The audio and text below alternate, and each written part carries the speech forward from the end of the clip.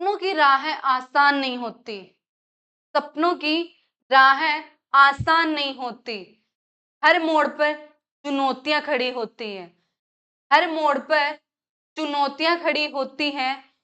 लेकिन जो हार मानकर बैठ गए लेकिन जो हार मानकर बैठ गए उनके सपने अधूरे ही रह जाते हैं। उनके सपने अधूरे ही रह जाते हैं। और जो डटे रहते हैं और जो डटे रहते हैं वही इतिहास रचते हैं। और जो डटे रहते हैं वही इतिहास रचते हैं। दोस्तों, आईआईटी जैम सिर्फ एक एग्जाम नहीं है। आईआईटी जैम सिर्फ एक एग्जाम नहीं है, ये एक सपना है, एक सफर है। यह एक सपना है, एक सफर है जहां पे आपकी मेहनत, लगन, आपकी कैप आपके पैशंस और आपके हौसलों की परीक्षा होगी। तो इस जर्नी में, इस रास्ते में कभी हार मत मानना। आईआईटी जैम के इस सफर में कभी हार मत मानना। यहाँ पे आपके हर मोड़ पे आपकी मेहनत, आपके स्ट्रगल्स, आपके सपनों के प्रति जो जुनून, जज्बा और जो चाहत है, उसकी हर मोड़ पे परीक्षा होगी। आईआईटी जैम में सिर्फ टैलेंट की परीक्षा नहीं होती। आईआईटी जैम में सिर्फ टैलेंट की परीक्षा नहीं होती, यहाँ पे धैर्य की भी क्या होती है, परीक्षा होती है। तो आईआईटी जैम में सिर्फ टैलेंट की परीक्षा नहीं होती, यहाँ पे धैर्य और लगन की असली पहचान होती है। धैर्य और लगन की असली पहचान होती है। मुश्किलें जितनी भी आएगी, मुश्किलें जितनी भी आएगी, जीत उसी की होगी जो डटा रहेगा। मुश्किलें चाहे जितनी भी आएगी, जीत उसी की होगी जो डटा रहेगा। अपने हौसलों की इस दुनिया में जहां पे आप अपने सपनों को साकार करने का हौसला रखते हो, जज्बा रखते हो और जुनून रखते हो, तो डटे रहिए इस सफर में जहां पे आपके सपने आपका इंतजार कर रहे हैं, आपकी मंजिल आपका इंतजार कर रही है कि आप कब उस मंजिल को अचीव करोगे। तो आपको आपकी मंजिल तभी मिलेगी जब आप इस मंजिल के रास्ते में हार नहीं मानोगे। Welcome to Shaku maths hub. Shaku maths hub आपके लिए लेके आए हैं आईआईटी जैम 2026 का कोर्स मोटिवेशनल गाइडेंस के साथ, जहां पे आपको हर टॉपिक का कंप्लीट एक्सप्लेनेशन होगा, प्रीवियस क्वेश्चंस का डिटेल डिस्कशन मिलेगा, शॉर्ट ट्रिक्स मिलेगी, कॉन्सेप्चुअल क्लियरिटी मिलेगी और साथ में रेगुलर मोटिवेशनल गाइडेंस मिलेगी, जिससे कि आप अपने एग्जाम तक फोकस रह सके और अपने गोल्स को अचीव करने का जो आप में जज्बा है, जुनून है और जो चाहत है, वो कम ना हो, वो बढ़ती ही रहे। तो सकू मैं सबके साथ अपनी इस सपनों की जर्नी में बने रहिए। तो चलिए आज का लेक्चर स्टार्ट करते हैं। हम पढ़ रहे थे लीनियर अलजेब्रा, जहां पे हमने वेक्टर स्पेस, वेक्टर सब space, linear span, linear combination, ये सब देखा था। वहां पे हमने इनके बेस्ट प्रीवियस क्वेश्चंस भी देखे थे। लीनियर डिपेंडेंट क्या होता है, लीनियर इंडिपेंडेंट क्या होता है, इन सब के बारे में हमने डिटेल में डिस्कशन किया था पिछले लेक्चर्स में। बात करेंगे बेसिस एंड डायमेंशन। एक्चुअल में ये टॉपिक लास्ट वीडियो का था, बट वो वीडियो काफी लंबा हो गया था, 1 घंटे से ऊपर, तो इसीलिए मैंने इसे अलग से सेपरेट बनाया। तो देखिए बेसिस एंड डायमेंशन क्या होता है। सबसे पहले हम बात करते हैं basis of vector space. A subset S of vector space is said to be basis of VF। आपका कोई वेक्टर स्पेस होगा VF जिसका सबसेट है कोई S, VF का सबसेट है S। इसको इस सबसेट को हम बेसिस कब बोलेंगे? ये सबसेट आपका बेसिस होगा VF का कब? If S is consist of linear independent vectors, S consists of linear independent vectors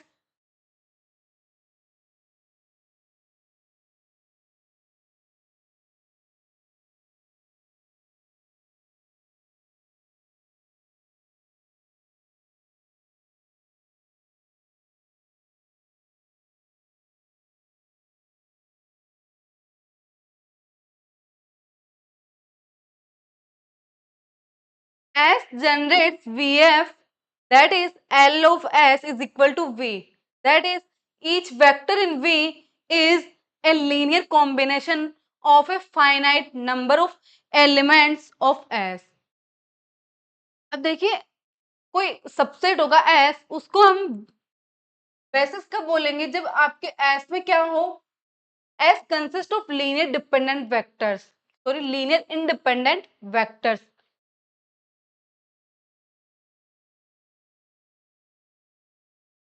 अगर आपके पास S में क्या हो, जितने भी वेक्टर्स हो वो क्या होने चाहिए? आपके लीनियरली इंडिपेंडेंट वेक्टर्स होने चाहिए। एंड S जनरेट VF, और S से क्या होने चाहिए? हम हमारे वेक्टर स्पेस को क्या कर सके? जनरेट कर सके, वेक्टर स्पेस को फाइंड कर सके सिर्फ और सिर्फ इसी सबसेट से। तो हम बोलेंगे कि S क्या होगा? बेसिस होगा VF का। जनरेट करने का मतलब है कि linear span of S is equal to V. अब linear span of S is equal to V means कि हर एक vector, each vector in V में जितने भी वेक्टर होंगे वो उनका क्या होना चाहिए? Linear combination of a finite number of elements of S. Each vector in V is, V के हर एक वेक्टर क्या है? लीनियर कॉम्बिनेशन है finite number of elements of S. S के जो फाइनाइट एलिमेंट्स है, एस के जो फाइनाइट एलिमेंट्स हैं उनका लीनियर कॉम्बिनेशन है क्या? वी का हर एक वेक्टर। वी का हर एक वेक्टर क्या होगा? एस के एलिमेंट्स का लीनियर कॉम्बिनेशन होगा। वी के वेक्टर्स क्या होंगे? एस के एलिमेंट्स का लीनियर कॉम्बिनेशन होगा वी। तो अब देखिए ये होता है आपका बेसिस। एक बार मैं दोबारा से रिपीट कर देती हूँ कि आपका बेसिस क्या होगा। आपके पास कोई वेक्टर स्पेस होगा VF, उसका कोई एक सबसेट है S। तो हम S को बेसिस कब बोलेंगे? जब S में हर एक वेक्टर क्या हो? लीनियरली इंडिपेंडेंट हो। S consists linearly independent vectors and S generates VF। मतलब S से हम क्या जनरेट करें कर सकते हैं? VF को। तो हम S को क्या बोलेंगे? Basis of vector space. अब देखिए एग्जाम्पल्स की हम बात करते हैं। The set 1 0 0 0 1 0 0 0 1 is a basis of R cube over R and is called standard basis of R cube। अब सबसे पहले हम बात करते हैं इस सेट की।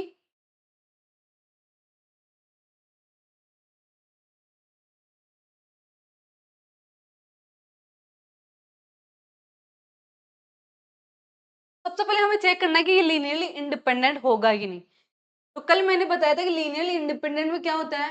जो वेक्टर्स हैं इन वेक्टर्स की मैट्रिक्स का डिटरमिनेंट क्या होता है? Non zero. वेक्टर्स की मैट्रिक्स का डिटरमिनेंट क्या होता है? Non zero. तो हम सबसे पहले क्या करेंगे? इन वेक्टर्स से मैट्रिक्स बनाएंगे और उसका डिटरमिनेंट चेक करेंगे। तो इससे मैट्रिक्स कैसे बनेगी? फर्स्ट वेक्टर को एज ए रो लिख दीजिए, वेक्टर्स के एलिमेंट को, सेकंड एलिमेंट को सेकंड रो में एंड थर्ड वेक्टर को थर्ड रो में। अब देखिए ये आपकी क्या बन गई? आइडेंटिटी मैट्रिक्स बन गई। वैसे और इसका डिटरमिनेंट क्या होता है? इसका डिटरमिनेंट होगा 1 which does not equal to 0, sorry 1 तो नहीं होगा यहाँ पे, क्या होगा 1, हाँ 1 ही होगा, 1 होगा। डिटरमिनेंट ऑफ आई क्या होगा? 1 होगा, जो कि क्या नहीं होगा? 0 के इक्वल नहीं होगा। तो डिटरमिनेंट नॉन जीरो आ रहा है, तो तीनों वेक्टर्स क्या हो गए? लीनियरली इंडिपेंडेंट हो गए। तो हम क्या कर सकते हैं कि आर क्यूब, इन तीनों वेक्टर्स की हेल्प से हम क्या कर सकते हैं? आर क्यूब को जनरेट कर सकते हैं। कैसे? कि हम क्या करेंगे, इन तीनों वेक्टर्स का लीनियर कॉम्बिनेशन लेंगे। तो लीनियर कॉम्बिनेशन में इन तीनों वेक्टर्स का किस टाइप का बनेगा? आपका लीनियर कॉम्बिनेशन इस टाइप का बनेगा। इन एलिमेंट्स से लीनियर कॉम्बिनेशन देखिए, मैं बता देती हूँ कैसे बनेगा। यहाँ पे इसका लीनियर कॉम्बिनेशन ऐसे बनेगा 1 0 0 प्लस बीटा 0 1 0 प्लस गामा 0 0 1। अब हम इनको ऐड करेंगे, अल्फा 0, सबसे पहले हमने अंदर मल्टीप्लाई कर दिया, 0 बीटा 0 प्लस 0 0 गामा। अब ये क्या बन गया? Alpha beta gamma.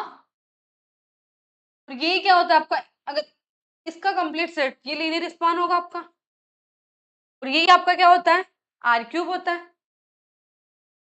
तो हमने जो हमारे पास वेक्टर्स थे, इनसे हमने क्या बना लिया?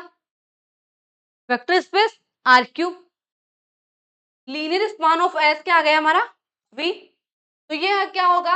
आर क्यूब के बेसिस होंगे।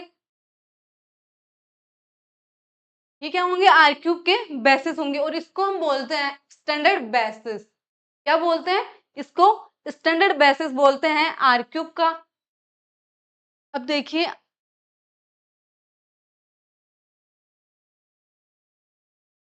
द इनफाइनाइट सेट एस, आपके पास कोई पोलिनोमियल का इनफाइनाइट सेट है, ये कोई सेट है इनफाइनाइट, ये क्या होगा? आपका बेसिस होगा polynomial over the field F. आपकी कोई पोलिनोमियल होगी, तो उसका आपका बेसिस क्या होगा? इनफाइनाइट सेट होगा 1 x x square xn and so on. Infinite set क्यों होगा? क्योंकि अगर आप n degree at most n degree n की आप पोलिनोमियल लोगे, तो वहां पे क्या होगा कि एलिमेंट्स फिक्स होंगे, जैसे कि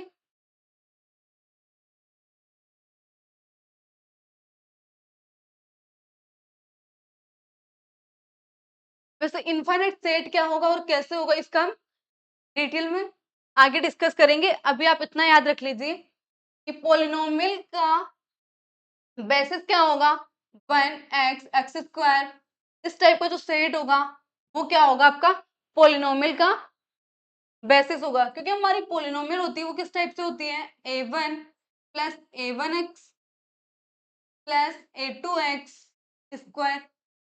तो हमारी पोलिनोमियल इस फॉर्म में होती है। इस पोलिनोमियल किस किस एलिमेंट से बन के मिल रहे हैं? यहाँ पे 1 x x स्क्वायर x के टर्म से, इसीलिए हमारे बेसिस क्या हो जाएंगे? 1 x x स्क्वायर। इन सबका सेट क्या होगा? आपका बेसिस। अब देखिए आगे बात करते हैं ऑर्डर्ड बेसिस। ऑर्डर्ड बेसिस क्या होते हैं? Let VF be a vector space of dimension n। Vector space है n डायमेंशन का, तो हम एनी ऑर्डर्ड n टपल, आपके पास कोई n टपल होगा ऑर्डर्ड में v1 v2 vn of n vectors. Vector space के n वेक्टर्स होंगे हमारे पास, उन सबका क्या है? एक n टपल है ऑर्डर्ड में। तो इसको हम ऑर्डर्ड बेसिस बोलेंगे if set v1 v2 is basis of v। मतलब आपके पास कोई वेक्टर स्पेस है v और उसके elements vector v1 v2 vn। इन सबका ordered and tuple, in elements का, इन वेक्टर्स का ordered and tuple v1 v2 vn आपका ऑर्डर्ड बेसिस कहलाएगा अगर ये वेक्टर्स भी क्या हो, आपके वेक्टर्स का जो ये सेट होगा वो क्या होना चाहिए, आपका बेसिस।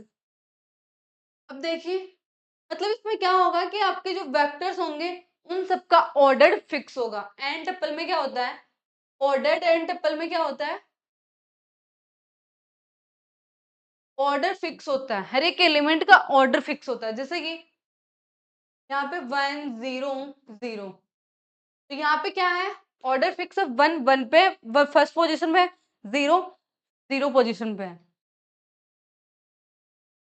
तो ये एक वेक्टर है, ये आपका एक वेक्टर है। अब दूसरा भी जैसे हमने देखा था 0 1 0, ये दूसरा वेक्टर है। अब अगर इन सबके सेट, इन दोनों के सेट, ये दो सेट है, ये दो सेट है, और आपका तीसरा सेट आएगा 0 0 1, ये तीन एलिमेंट आपके पास, तीन वेक्टर्स है, ये तीनों क्या है, इन तीनों का जो कलेक्शन है वो बेसिस होता है, अभी हमने देखा। लेकिन ऑर्डर्ड बेसिस क्या होगा, यहाँ पे हम इसको बोलते हैं E1, इसको बोलते हैं E2, इसको बोलते हैं E3। तो ऑर्डर्ड बेसिस क्या होगा कि अगर E1 E2 E3 या तो किसी सेट में इस ऑर्डर में आपके वेक्टर्स हो, तो उनका ऑर्डर फिक्स हो। E1 मतलब फर्स्ट जो वेक्टर होगा वो फर्स्ट पोजीशन पे है, E2 मतलब सेकंड जो आपका ये E3 है, ये E3 आएगा, ये E2 है। आपका जो सेकंड वेक्टर है वो सेकंड पोजीशन पे है E2, और थर्ड वेक्टर है वो थर्ड पोजीशन पे है। तो ये आपका एक क्या हो गया, ऑर्डर्ड बेसिस हो गया। यहाँ पे वेक्टर्स का हमने क्या कर दिया, ऑर्डर फिक्स कर दिया। अब अगर ऐसे बोलूं मैं E1 E3 E2, ये भी क्या होगा, एक बेसिस होगा, क्योंकि आपके जो वेक्टर्स है वो इन तीनों में से ही है। लेकिन यहाँ पे मैं क्या कर रही हूँ, इन दोनों का ऑर्डर चेंज कर दिया मैंने। तो ये आपका बेसिस और ये बेसिस क्या होंगे, डिफरेंट होंगे। यहाँ पे ऑर्डर ये है और यहाँ पे ऑर्डर ये है, तो यहाँ पे क्या हो रहा है, ऑर्डर चेंज हो रहा है। यहाँ पे E2 की जगह E3 और E3 की जगह E2 है। इसको बोलते हैं हम ऑर्डर्ड बेसिस, इसको बोलते हैं हम ऑर्डर्ड बेसिस। तो अगर आर क्यूब आपका कोई वेक्टर स्पेस है तो उसमें आपके पास ऑर्डर्ड बेसिस कितने हो सकते हैं, 1। अब अगर ऐसा हो, यहाँ से E2 E3 E1, E2 E3 E1, फिर आपने कर दिया E3 E1 E2, तो ये आपके क्या होते हैं, ऑर्डर्ड बेसिस होते हैं आर क्यूब के। आपने ऑर्डर चेंज कर रहे हैं, ठीक है। अब चलिए हम आगे बात करते हैं, आर स्क्वायर में बेसिस किस टाइप से होगा। In R square any two linear independent, R square में अगर आपके पास दो वेक्टर्स है जो कि लीनियरली इंडिपेंडेंट है, आर स्क्वायर में अगर आपके पास दो वेक्टर्स है जो कि लीनियरली इंडिपेंडेंट है, तो वो क्या होंगे, एक बेसिस के फॉर्म में होंगे। क्या होंगे, वो एक बेसिस के फॉर्म में होंगे। अगर वैसे ही अगर आर क्यूब में हम बात करें, तो आर क्यूब में तीन अगर लीनियरली इंडिपेंडेंट वेक्टर्स हैं, आर क्यूब में तीन लीनियरली इंडिपेंडेंट वेक्टर्स हैं, तो वो क्या होंगे, एक बेसिस की फॉर्म में होंगे तीनों vectors. Standard basis of R square का जो स्टैंडर्ड बेसिस है वो क्या होता है, 1 0 0 1, और आर क्यूब का स्टैंडर्ड बेसिस क्या होता है, 1 0 0 0 1 0 0 0 1। ये आपके क्या है, स्टैंडर्ड बेसिस है R square and R cube के। मतलब अब आगे देखिए, dimension of a vector space. Dimension क्या होता है, वेक्टर स्पेस का। Let VF be vector space. अब आपका VF क्या है, वेक्टर स्पेस है, और B क्या है, बेसिस है वेक्टर स्पेस का। Then number of elements in B, then number of elements in B is a dimension of vector space। मतलब कि number of vectors in B, आपके बेसिस में जितने वेक्टर्स होंगे, नंबर ऑफ वेक्टर्स, वो क्या होंगे, उसे हम बोलेंगे डायमेंशन ऑफ वेक्टर स्पेस।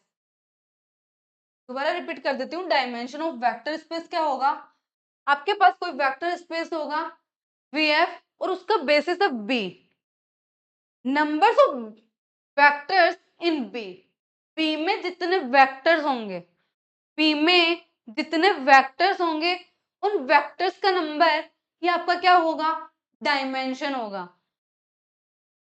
इसका वेक्टर स्पेस का क्या होगा, डायमेंशन होगा।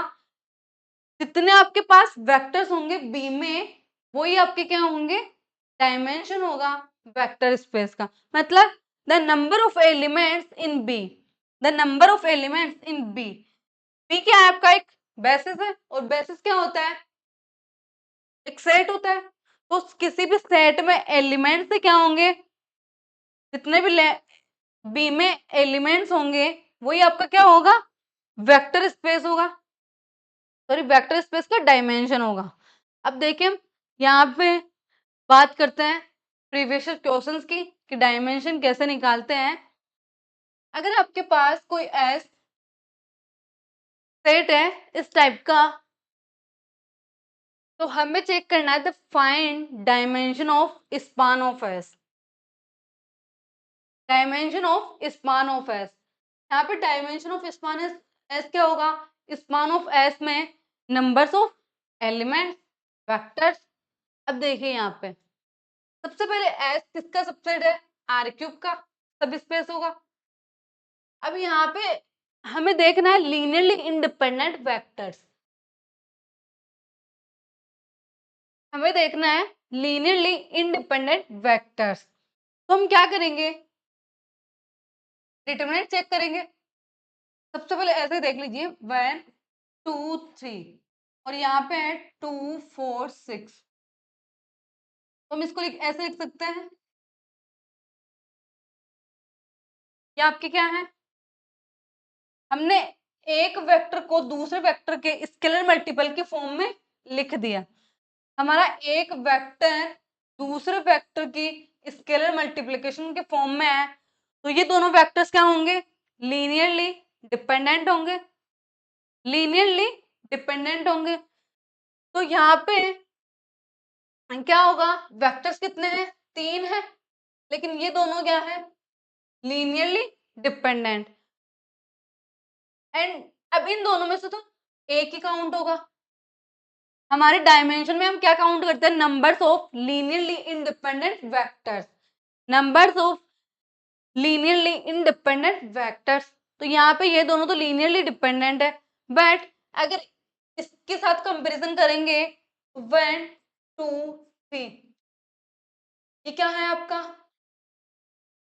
लीनियरली इंडिपेंडेंट है, क्योंकि इन दोनों को एक दूसरे कैसे भी मल्टीपल में नहीं लिख सकते। तो यहाँ पे डायमेंशन क्या होगा, 3 वेक्टर्स हमारे पास 1 2 3, एस में कितने वेक्टर्स है, 3, लेकिन हमारे पास लीनियरली इंडिपेंडेंट कितने हैं, 2, लीनियरली इंडिपेंडेंट कितने हैं, 2, तो डायमेंशन कितना हो गया, 2, dimension of linear span of S कितना हो गया, 2। अब देखिए आगे,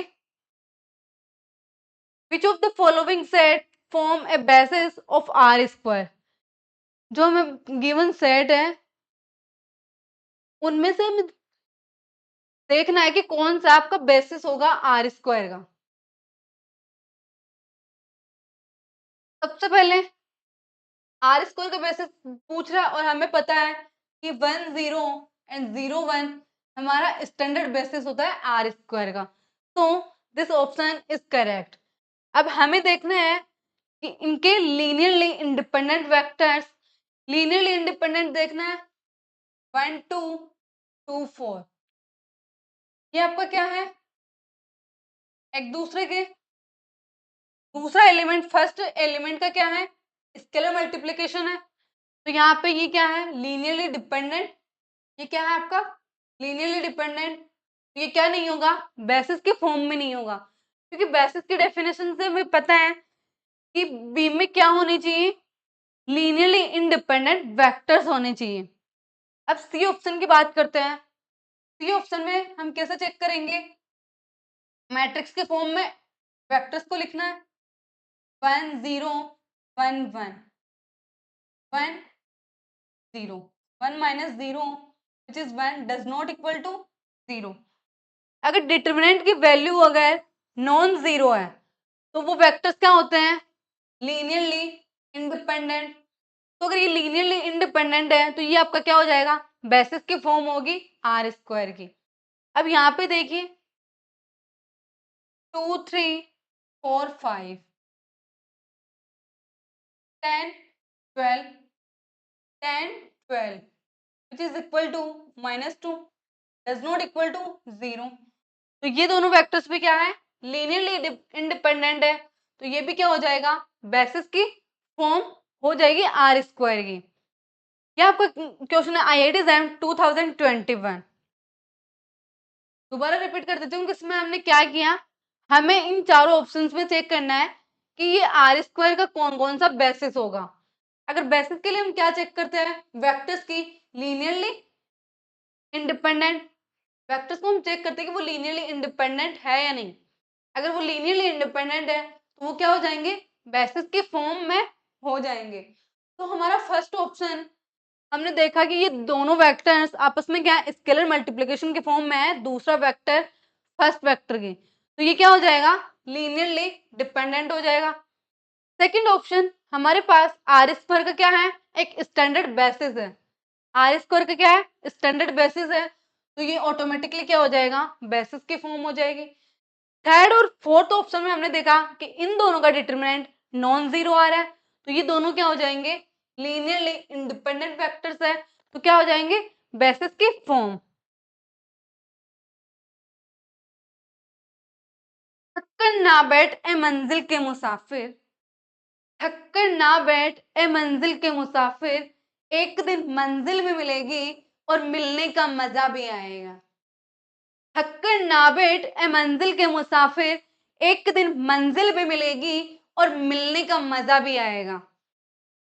अभी सफर बाकी है बहुत, अभी सफर बाकी है बहुत, थकना भी बाकी है बहुत। अभी सफर बाकी है बहुत, थकना भी बाकी है बहुत। बस हार मत मानना, रुकना मत, हार मत मानना, रुकना मत, डटे रहना अपने इस जर्नी में हौसले और जुनून के साथ, तो एक दिन मंजिल जरूर मिलेगी, तो एक दिन मंजिल जरूर मिलेगी। तो दोस्तों आईआईटी जैम की इस जर्नी में मुश्किलें भी बहुत होगी, स्ट्रगल्स बहुत होंगे, तो हार मत मानना इस जर्नी में, क्योंकि काफी सारी प्रॉब्लम्स आएगी जहां पे आपको काफी टॉपिक्स होंगे जो डिफिकल्ट भी लगेंगे, काफी प्रॉब्लम्स होगी जो सॉल्व नहीं होगी। कभी कभी लगेगा कि यार बहुत बोरिंग है, कभी कभी लगेगा कि बहुत बोरिंग टॉपिक्स नहीं होगा हमसे, अंदर से ऐसे फील होगा कि यार नहीं हो सकता, हम नहीं कर सकते, हमसे नहीं होगा। बट आपको अपने सपनों के लिए, अपने सपनों के लिए, अपनी मंजिल के लिए आपको खुद पे यकीन रखना होगा कि नहीं, आपसे ही होगा और आप ये कर सकते हो। और आपको रेगुलरली, कंटिन्यूअसली आपको आपकी मेहनत करनी होगी, फोकस के साथ आपको हार नहीं मानना। अगर कोई टॉपिक समझ में नहीं आ रहा या फिर वो बोरिंग लग रहा है या फिर कोई प्रॉब्लम सॉल्व नहीं हो रही, अगर कभी ऐसा हो कि प्रॉब्लम सॉल्व नहीं हो रही, टॉपिक बोरिंग लग रहा है, तो थोड़े टाइम के लिए उस टॉपिक को आप छोड़ दीजिए, थोड़े टाइम के लिए उस टॉपिक को आप छोड़ दीजिए और जो आपको इंटरेस्टिंग लगे वो टॉपिक पकड़िए, जिससे कि आपको क्या होगा, इस प्रिपरेशन प्रिपरेशन में आपका एक्साइटमेंट बना रहेगा कि नहीं, इंटरेस्ट बना रहेगा कि नहीं यार अच्छा है, अच्छा कर रहे हैं हम। अगर आप प्रॉब्लम्स करोगे, सॉल्व करोगे, तो आपका इंटरेस्ट बना रहेगा और आप में सेल्फ कॉन्फिडेंस जनरेट होगा, जिससे कि आप रेगुलरली मेहनत करते रहोगे। तो boost your energy and strength with Shaku Maths have motivational guidance। तो चलिए आगे स्टार्ट करते हैं। The dimension of solution space of system. यहाँ पे क्या पूछ रहा है, एक सॉल्यूशन स्पेस है किसी सिस्टम का, सिस्टम ऑफ लीनियर इक्वेशन है, सिस्टम ऑफ लीनियर इक्वेशन है। यहाँ पे इसके सॉल्यूशन स्पेस का क्या पूछ रहा है, डायमेंशन। अब देखिए ऐसे प्रॉब्लम्स हम कैसे सॉल्व करते हैं। यहाँ पे सबसे पहले हम वेरिएबल देखते हैं कि कितने वेरिएबल में आपका सिस्टम है, सिस्टम ऑफ लीनियर इक्वेशन कितने वेरिएबल में है। तो हमारे पास 3 वेरिएबल में क्या है, लीनियर इक्वेशन है, दोनों इक्वेशन 3 वेरिएबल में है। तो सबसे पहले हम लिखेंगे नंबर्स ऑफ वेरिएबल। यहाँ पे आपके पास 3 वेरिएबल है। अब आपको देखना है कि ये दोनों क्या है, अगर लीनियरली इंडिपेंडेंट है, लीनियरली इंडिपेंडेंट है, तो आपका जो डायमेंशन होगा वो क्या होगा, डायमेंशन ऑफ वी, जो भी स्पेस होगा आपका, उसका डायमेंशन क्या होगा, numbers of variable minus numbers of linearly independent restrictions, या फिर इक्वेशंस कंडीशन, जो भी आपको कंडीशंस दी हुई है वो लीनियरली इंडिपेंडेंट होनी चाहिए। तो यहाँ पे आप देख सकते हो कि आप इस इक्वेशन को और इस इक्वेशन को एक दूसरे के फॉर्म में नहीं लिख सकते कि ये एक दूसरे का मल्टीपल नहीं है। तो ये दोनों इक्वेशंस क्या है, लीनियरली इंडिपेंडेंट है। तो यहाँ पे आपका जो डायमेंशन हो जाएगा वो कितना हो जाएगा, 3 माइनस इक्वेशंस कितनी है, 2, दोनों आपके लीनियरली इंडिपेंडेंट है। तो यहाँ पे आपके पास डायमेंशन कितना हो जाएगा, 3 माइनस 2 विच इज 1। तो सॉल्यूशन स्पेस का डायमेंशन कितना होगा, 1। ये आपका क्वेश्चन है IIT JAM 2019। मैं दोबारा रिपीट कर देती हूँ कि ऐसे प्रॉब्लम्स हम कैसे सॉल्व करते हैं। सबसे पहले हम चेक करते हैं नंबर्स ऑफ वेरिएबल, और फिर जो हमारी रेस्ट्रिक्शन दी हुई है, कंडीशन दी हुई है, और जो इक्वेशन दी हुई है सिस्टम ऑफ लीनियर इक्वेशन, उनको चेक करते हैं कि वो लीनियरली इंडिपेंडेंट है कि नहीं। और जितनी आपके पास लीनियरली इंडिपेंडेंट रिस्ट्रिक्शंस होती है, उनको क्या कर देते हैं, सब्ट्रैक्ट कर देते हैं नंबर्स ऑफ वेरिएबल से। तो वो आपका क्या होता है, डायमेंशन ऑफ दिस स्पेस। अब चलिए आगे बात करते हैं, फाइनाइट डायमेंशनल वेक्टर स्पेस क्या होता है। फाइनाइट डायमेंशनल वेक्टर स्पेस क्या होता है, अगर आपके पास कोई वेक्टर स्पेस है तो उसमें अगर बेसिस में, वेक्टर स्पेस के बेसिस में एलिमेंट्स क्या हो, फाइनाइट हो। वेक्टर स्पेस के बेसिस में वेक्टर स्पेस के बेसिस में अगर एलिमेंट्स अगर फाइनाइट है, वो तो हम क्या बोलते हैं उसे, फाइनाइट डायमेंशनल वेक्टर स्पेस। अगर एलिमेंट्स अगर फाइनाइट नहीं होंगे तो हम क्या बोलेंगे, इनफाइनाइट डायमेंशनल वेक्टर स्पेस। जैसे कि एग्जांपल में भी देख सकते हैं, R ओवर Q और C ओवर Q क्या है, आपके इनफाइनाइट डायमेंशनल वेक्टर स्पेस है। R over Q, C over Q क्या है, इनफाइनाइट डायमेंशनल वेक्टर स्पेस है। अब देखिए अगर R over R, C over R, C over C, इनकी बात करोगे तो इनका डायमेंशन होता है 1, एंड C ओवर R का डायमेंशन कितना होता है, 2 होता है। C ओवर R का डायमेंशन कितना होता है, 2। ये याद रखना, ठीक है। ये कैसे होता है हम आगे बात करेंगे। अब देखिए यहाँ पे एक प्रॉब्लम है, let Mn be the real vector space n cross n matrix की। where रियल एंट्रीज है मैट्रिक्स की n greater than and equal to 2, A belongs to MNR, consider the subspace W of MNR। MNR का क्या करना है, एक सब space consider करना है जो कि क्या करे, स्पान बाय दिस स्पेस, जो कि किससे स्पान हो, इस सेट से I A square and so on. Then the dimension of WR is necessarily. Dimension क्या होता है, डायमेंशन क्या होता है, the numbers of element in basis. Basis क्या होता है, बेसिस क्या होता है, the collection of linear span. Linear span ही क्या होता है आपका, बेसिस होता है। तो सेट कंप्लीट। बेसिस क्या होता है, the collection of all possible linear combination, और लीनियर कॉम्बिनेशन के फॉर्म को हम क्या बोलते हैं, लीनियर स्पान। तो अल्टीमेटली आपका क्या हो गया, बेसिस क्या हो गया, स्पान ही हो गया। तो यहाँ पे पूछ रहा है कि डायमेंशन ऑफ WR का डायमेंशन क्या होगा, इसके बेसिस में एलिमेंट्स, WR के बेसिस में एलिमेंट्स, मतलब कि WR का जो स्पान होगा, WR का जो स्पान होगा उसके एलिमेंट्स। अब WR का स्पान क्या है ये, और हमें बोल रहा है कि MNR be the real vector space of n cross n matrices. मतलब कि यहाँ पे आपकी n क्रॉस n की क्या है, मैट्रिक्स,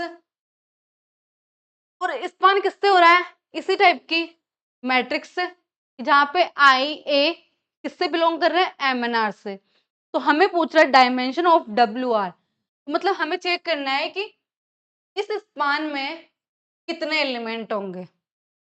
तो मैक्स टू मैक्स कितने एलिमेंट हो सकते हैं, यहाँ पे हम एक की पावर मैक्स टू मैक्स कितना ले सकते हैं, n, क्योंकि हमारे पास जो हम वेक्टर स्पेस ले रहे हैं उसका कितना ऑर्डर है, n क्रॉस n। तो मैक्स टू मैक्स कितनी पावर ले सकते हैं n की, एक की n,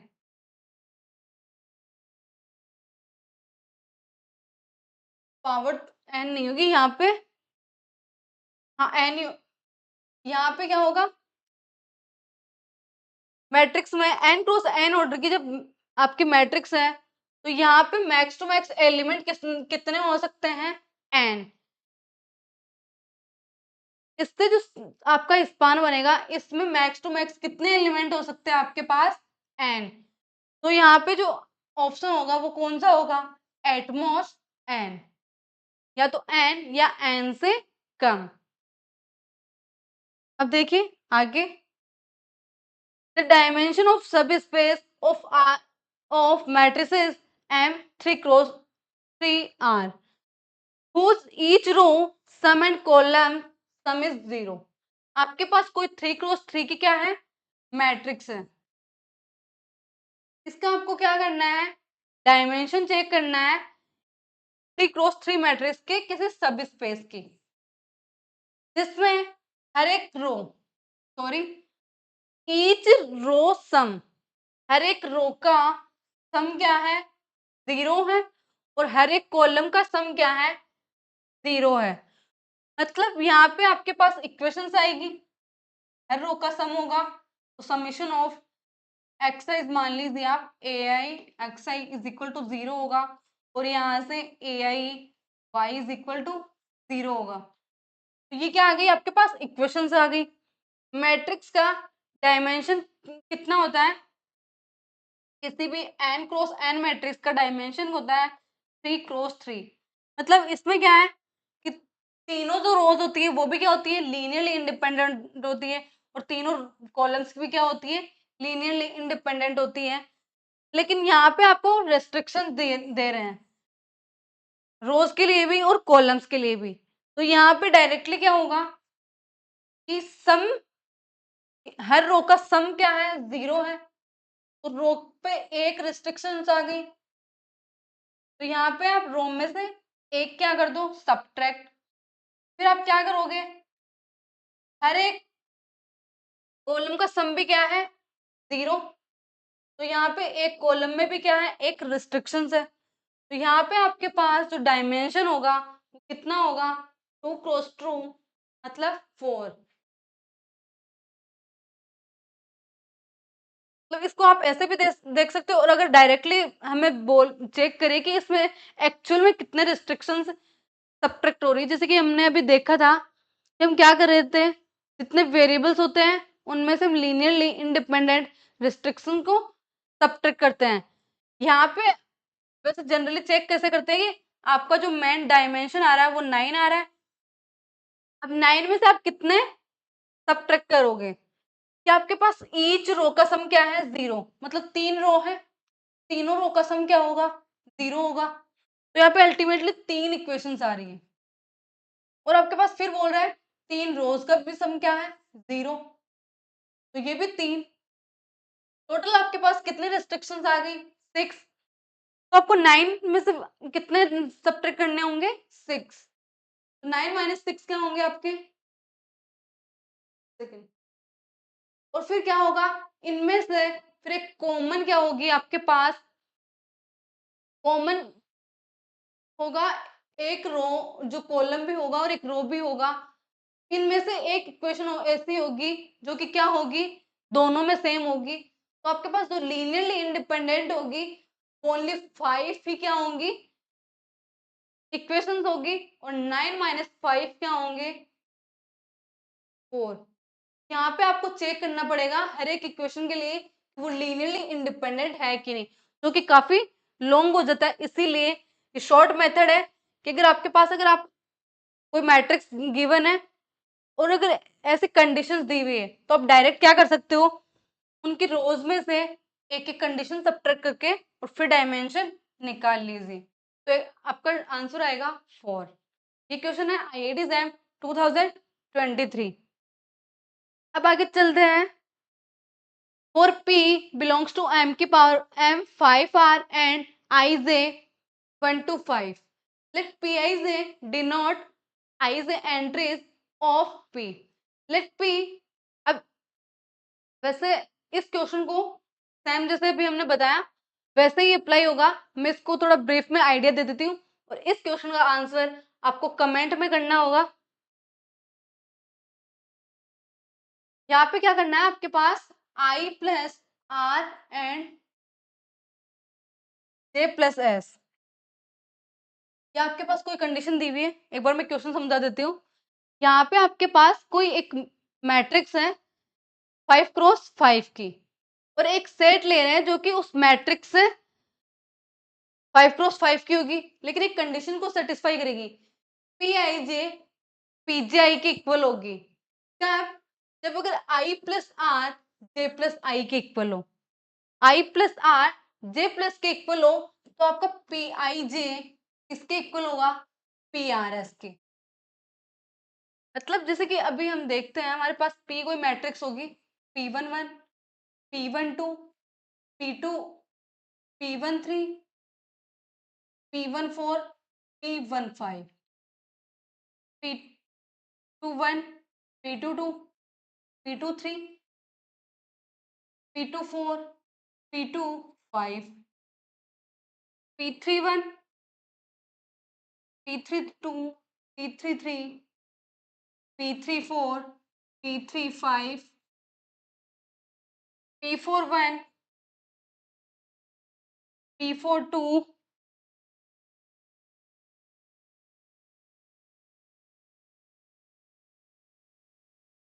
P43 P44 P45 and last आएगी आपकी P51 P52 P53 P55 P56, sorry P55 आएगी, यहाँ पे 4 आएगी। अब देखिए यहाँ पे ऐसे इस मैट्रिक्स का डायमेंशन पूछ रहा है हमें, find the which of the following is false. यहाँ पे डायमेंशन से रिलेटेड ही है, और एक पूछ रहा है कि सब स्पेस होगा कि नहीं। तो यहाँ पे हमें चेक करना है, सबसे पहले डायमेंशन चेक कर लेते हैं कि पहले इस मैट्रिक्स का डायमेंशन क्या होगा। अब देखिए हमें कंडीशन गिवन है कि Pij PRS के इक्वल है, Pij PRS के इक्वल है। अब कब होगा आपके पास, सबसे पहले I plus R is equal to J plus R, मतलब कि इसका इस पोजीशन का सम इस पोजीशन के सम के इक्वल हो। जैसे देखिए इधर, अगर आप P11 और P11 और P22 लो, इस वन में ये 2 ऐड करो, 1 प्लस 2, इस वन में ये 2 ऐड करो, 1 प्लस 2, इक्वल आ रहा है। तो आपका P11 P22 के बराबर होगा, P11 P22 के बराबर होगा। अब सिमिलरली आप P33 के लिए बोल सकते हो 2 प्लस 3 5, 2 प्लस 3 5, मतलब P11 P22 P33, मतलब पूरा जो डायगोनल एलिमेंट होगा, डायगोनल, ये कितना क्या होगा, P11। पूरे जो डायगोनल एलिमेंट होंगे वो क्या होंगे, P11। अब हम बात करते हैं P12 की। अगर P12 और P21, अब हम ऐसे लेते हैं एलिमेंट्स, हमने ऐसे इस डायगोनल की बात कर ली, अब हम ऐसे उठाते हैं। अगर हम P12 और P21, first element 1 plus 2, first element 2 plus 1 which is 3, तो आपके यहाँ पे इन दोनों का सम भी क्या है, इक्वल। तो P12 किसके इक्वल होगा, P21 के। P12 किसके इक्वल होगा, P21 के। तो यहाँ पे आएगा आपका P12। अब देखिए यहां से P31 P13 3 1 4 1 3 4, ये क्या होगा, और अगर आप, तो ये दोनों एलिमेंट्स भी क्या होंगे, सेम होंगे। तो यहाँ पे आएगा P13 और यहाँ भी P13, यहाँ पे आपका आ जाएगा P21 P12। तो हमें देख रहे हैं कि अल्टीमेटली किस किस पोजीशन पे सेम एलिमेंट आएंगे। अब देखिए यहाँ पे P21 P23 और P21 में देखें, P23 और P21 में फर्स्ट एलिमेंट की पोजीशन 2 है, यहाँ पे 2 है, 2 प्लस 2 4,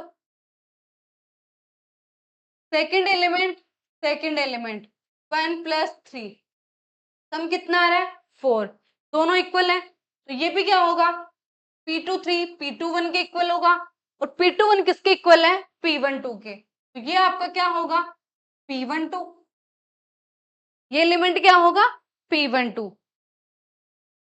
अब अगर इस एलिमेंट की बात करें, P34 को P21 के साथ कंपेयर करें, तो 2 plus 3 which is 5, and 1 plus 4 which is 5। तो इन दोनों का सम भी क्या है, इक्वल। तो आपका P21 भी किसके इक्वल होगा, P34 के, और P21 इक्वल है P12 के। तो यहाँ भी आपका क्या होगा, P12। अब P4 5 को देखोगे, P4 5 को देखोगे तो 2 प्लस 4 कितना होगा, 2 plus 4 6, and 1 plus 5 which is 6, 2 and 4, 2 and 4 5, 1 plus 5 6, 2 plus 4 6, 1 plus 5 6, दोनों का सम कितना है 6। तो P4 5 पे किसके इक्वल होगा, P21 के। P21 किसके इक्वल है, P12 के। तो अल्टीमेटली ये रो भी किसके इक्वल होगी, ये जो आपका ये डायगोनल होगा, ये भी किसके इक्वल, ये इसमें सभी एलिमेंट्स कितने कौन से आ रहे हैं, P12, यहाँ पे P11 है, यहाँ पे P12 है। फिर ऐसे ही हमें सभी एलिमेंट्स को चेक करना है कि कौन सा किसके इक्वल होगा। फिर हम क्या करेंगे, जितनी इक्वेशंस बनेगी हमारी, ये जो इक्वल आ रहे हैं ये इक्वल आ रहे हैं, वो क्या बन रही है, हमारी इक्वेशंस बन रही है। तो हमको क्या करना है, डायगोनल होगा हमारा 5 क्रॉस मैट्रिक्स का, 5 क्रॉस 5 विच इज 25, और जितनी इक्वेशंस आएगी वो क्या कर देंगे, हम यहाँ से सब्ट्रैक्ट कर देंगे, और फिर हम क्या कर लेंगे, इसका डायमेंशन फाइंड कर लेंगे। तो यहाँ पे इसका डायमेंशन आएगा 5 आएगा, इसका डायमेंशन कितना आएगा, 5 आएगा। तो the dimension of S over R is 5। तो यहाँ से ये तो कैंसिल, और हमें पूछ रहा है फॉल्स, तो यही आपका क्या होगा, करेक्ट होगा, क्योंकि ये करेक्ट है, ये करेक्ट है, इसीलिए ये क्या हो जाएगा आपका फॉल्स पूछ रहा है, तो हमारे पास ये होगा विच इज फॉल्स। तो करेक्ट आंसर क्या होगा, दिस एस इज सब स्पेस मैट्रिक्स, मैट्रिक्स 5 क्रॉस 5 की लीनियरली इंडिपेंडेंट होंगे, तो क्या होगा, सब स्पेस हो जाएगी वो matrix. P belongs to S and all the entries of P integer, then 5 divides the sum of all diagonal entries of P। अगर 5 क्रॉस 5 की है और P क्या कर रहा है आपका, S में बिलोंग कर रहा है, P क्या कर रहा है, S में बिलोंग कर रहा है, तो यहाँ पे क्या बोल रहा है कि आपका जो 5 होगा वो क्या करेगा, डिवाइड करेगा sum of all diagonal entries of P। तो ये स्टेटमेंट भी क्या हो जाएगा, ट्रू हो जाएगा। कैसे, किसमें, इन सबके सम, ये 5 एलिमेंट्स है, 5 एलिमेंट्स है, और सबके सब क्या होंगे, P11 होंगे, तो इन सबका सम क्या होगा, 5P1, 5P11। इस डायगोनल का सम क्या होगा, 5P11। तो इसको 5 क्या करेगा, ये 5 का मल्टीपल है, तो 5 डिवाइड करेगा, तो ये क्या कर जाएगा, स्टेटमेंट ट्रू हो जाएगा। इसीलिए सब करेक्ट आंसर क्या है, बी ऑप्शन। ये क्वेश्चन आपका IIT JAM 2022 का। अब देखिए आगे चलते हैं, ये क्वेश्चन आपको वो तो मैंने करवा दिया, वो आपको सेल्फ चेक भी करना है कि कैसे होगा, 5 डायमेंशन कैसे आएगा, निकालना है आपको खुद, जैसे मैंने अभी सॉल्व किया। अगला क्वेश्चन आपका है, let W1 and W2 and subspace in real vectors are 100 defined by this. W1 and W2 यहाँ पे क्या है, 100 ट्रिपल का क्या है, ऑर्डर्ड है, 100 ट्रिपल का क्या है, ऑर्डर्ड है। अब यहाँ पे क्या बोल रहा है, एक्साइज 0 होगा कब, जब आपका 4i को डिवाइड करें, मतलब कि हर 4 के मल्टीपल की पोजीशन पे, हर 4 के मल्टीपल की पोजीशन पे क्या होगा, xi की वैल्यू 0 होगी। और W2 में बोल रहा है कि हर 5 के मल्टीपल की पोजीशन पे क्या होगा, 0 होगा। मतलब कि आपका ऐसे होगा, x1 x2 x3 एंड 0, फिर आपका x5 आएगा, x6 आएगा, x7 आएगा, x8 आएगा, x8 की जगह क्या होगा, 0। तो W1 में तो आपके एलिमेंट्स इस टाइप के होंगे, W2 में यहाँ पे 0 हो जाएंगे, यहाँ पे क्या हो जाएगा, 0। तो ये क्या है, पोजीशन दी हुई कि कहाँ कहाँ पे एलिमेंट 0 होगा। अब देखिए 100 एलिमेंट है, तो 100 एलिमेंट में कितनी पोजीशंस पे 0 होगा W1 में। तो हम ऐसे चेक कर सकते हैं, जैसे कि यहाँ पे 8 एलिमेंट अगर आपने लिए, 8 एलिमेंट्स लिए, तो यहाँ पे कितनी पोजीशंस पे आ रहा है, 2। मतलब आपने 8 को अगर 4 से डिवाइड किया तो कितना आ रहा है, 2, मतलब 2 पोजीशंस पे। अगर आपके पास 100 एलिमेंट्स है, अगर आपके पास 100 एलिमेंट्स है और हर 4th पोजीशन पे क्या आ रहा है, 0, तो 100 एलिमेंट में कितने 0 होंगे, 25। वैसे ही W1 में कितने एलिमेंट्स 0 होंगे, W1 में आपके पास कितने 0 होंगे, 100 डिवाइडेड बाय 5 विच इज 20। तो आपके पास फर्स्ट में तो कितनी रेस्ट्रिक्शंस आ गई, 25, सेकंड में आएगी आपके पास 20। अब हमें पूछ रहा है the dimension of W1 intersection W2। Dimension of W1 intersection W2 का मतलब है कि आपके पास W1 में कोई 100 टपल का क्या होगा, ऑर्डर्ड होगा, वो क्या करेगा, उसमें xi 0 होंगे तब जब आपका 4 i को डिवाइड करे और 5 भी i को डिवाइड करे, मतलब 4 भी उस पोजीशन को डिवाइड करे और 5 भी, मतलब जैसे कि अब 4 एंड 5 दोनों कब एक साथ आप डिवाइड होगा, 20 20 पे, 20 को आप 4 भी डिवाइड करेगा 5 भी, नेक्स्ट क्या करेगा 40, नेक्स्ट 60, 80 एंड 100। ये 5 एलिमेंट्स क्या होंगे, ऐसे होंगे, ये 5 पोजीशंस ऐसी होगी जहां पे क्या होगा, आपका एलिमेंट्स क्या होंगे, 0 होंगे, जो कि 4 से भी डिवाइड हो रही है, 5 से भी डिवाइड हो रही है। तो आपके पास टोटल इंटरसेक्शन में क्या आएगा, डायमेंशन कितना आ जाएगा, 100 माइनस